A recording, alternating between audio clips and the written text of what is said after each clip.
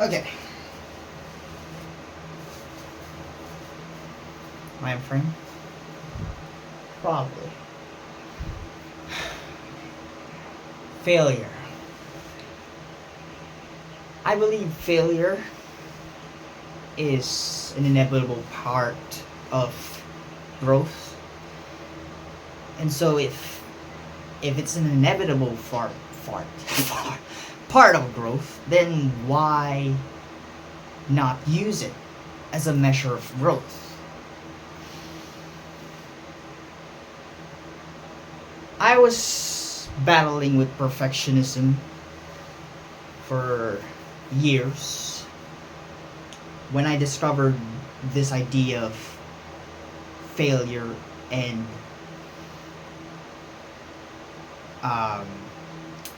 how bad perfectionism is actually.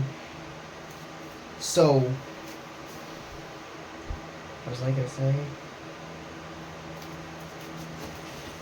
So yeah, I discovered this idea when I was battling with my perfectionism for years, which is basically doing the opposite of what you think you're doing it, or what you think perfectionism is doing for you, which is making things great,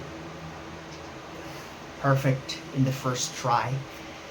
But it actually does the opposite, as we all know, because of how much fear we have on doing even the smallest things.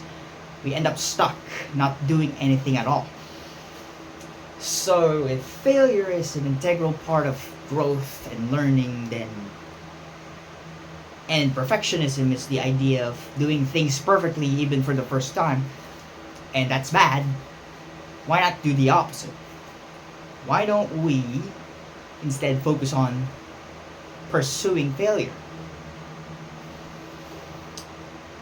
And so I had this idea that I tried going to be applying for me, and it's called 1,000 failures.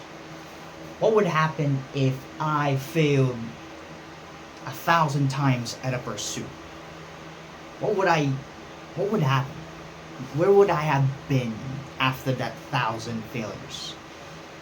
So that's what I'm gonna do. Okay, so for this, what do I perceive as a failure? I believe what counts as a failure is something that is not the thing that I want or expect. But I have tried this for a while now before even doing this. And what I found out is that it's annoying to track every little failures you do when you're doing something. Like when trying to practice talking to people or trying to perform a specific task. It's annoying and it's not very efficient. So instead,